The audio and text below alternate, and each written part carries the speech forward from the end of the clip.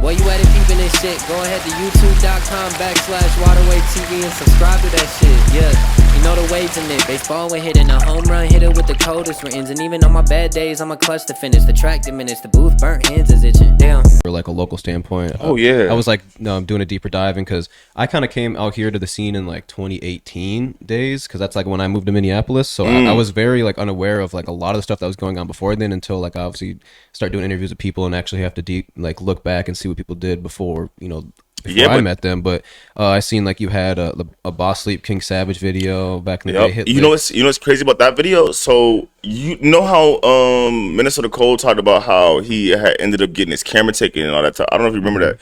He ended up getting his camera taken and all this stuff. Like when he got at a music video shoot. No, it was while he was at a video shoot. Okay. It was for them though. It was for King Savage and Boss Sleep. It was it was a hella viral video. I think it was the Computers remix.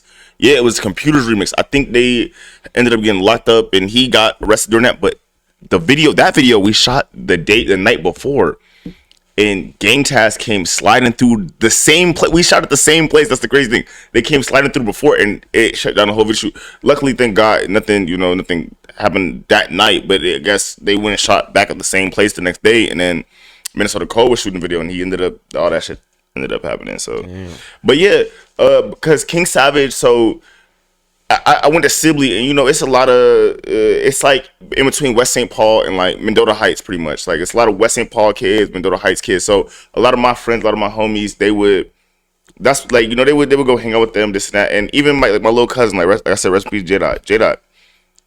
I kind of got introduced to them through him too, in a certain way, like. So yeah, it was just, and I was doing videos, I was on my grind. So I ain't gonna lie, I feel like at that time I had a different style than anybody. Like, I feel like I had like some of the best quality at that time because it was really only Minnesota Code, me, who else? I don't think it was really nobody. Man for the Trenches or Endless Vision back then. I don't even know if they was around during that time. Like, I know I see his videos being like 5-6 years old, so that's even older than that. Yeah, I don't know if they was around during that time because like, yeah, I don't think so. Who else? What other video mans was it around? Oh yeah, J-Mo, yes. Let me not forget, bro, because bro was doing numbers. Like he was doing the videos that niggas ain't really want to do. Like all the when the West and the East was beefing like super heavy and shit like that. He was doing like all the East videos, like going over there and doing all that extra crazy stuff. You feel me? So you got to give him credit. He was doing numbers on his channel for sure. Mm-hmm. Yeah, it was just me, J-Mo, and Minnesota Cole. I think that was it.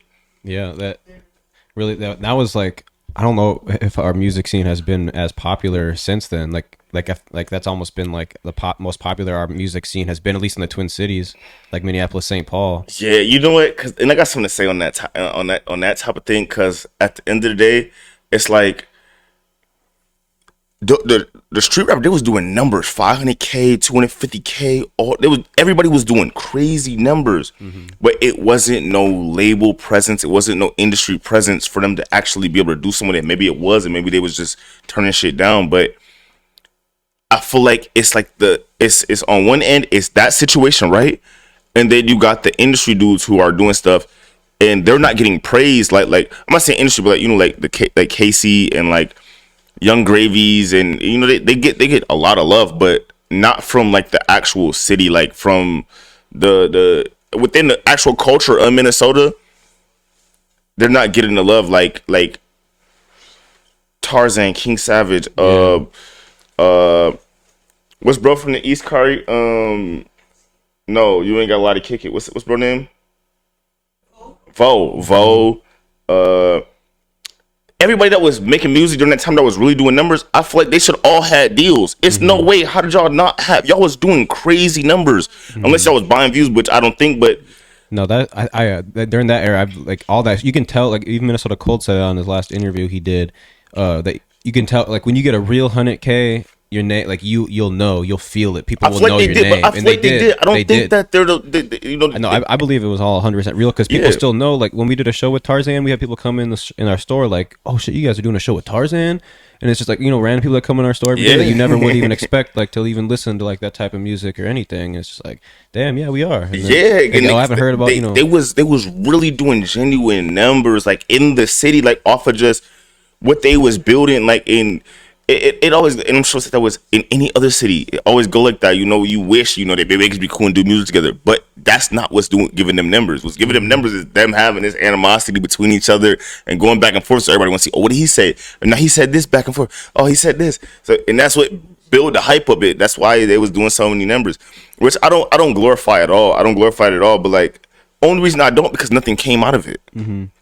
Now, if y'all would have got deals, like, look at the same thing happened in Chicago. That's why you got a Dirk. That's why you got a Sosa. Because if they didn't have ops, they didn't have people that they was dissing and doing this and that songs, nobody would be paying attention. Yeah. Which is why I feel like at the same time, a lot of people don't really pay attention to the people that are doing really well in the music industry, but they're not doing that type of music. They only pay attention to the music where it's people beefing and this and this and that. You know what I'm saying? Because I mean, it is intriguing. At the end of the day, you want to see what this person said about it. Like, it's just, we got monkey brains. We're humans. Like, that's just how it goes, bro. I don't know. That's how I feel about it. Yeah, it's like, it's just the idea that it's like drama centered, like you can tie the music into like actual real life shit, and I think that's what like makes people actually buy into it, because they know like, oh, I'm from that neighborhood as well, and I know that stuff's actually happening that you're rapping about. Yep. So it's like, you know, and you might know this person, you might know a little bit of tea about this and this and that. So yeah, but yeah, because it's I think that was one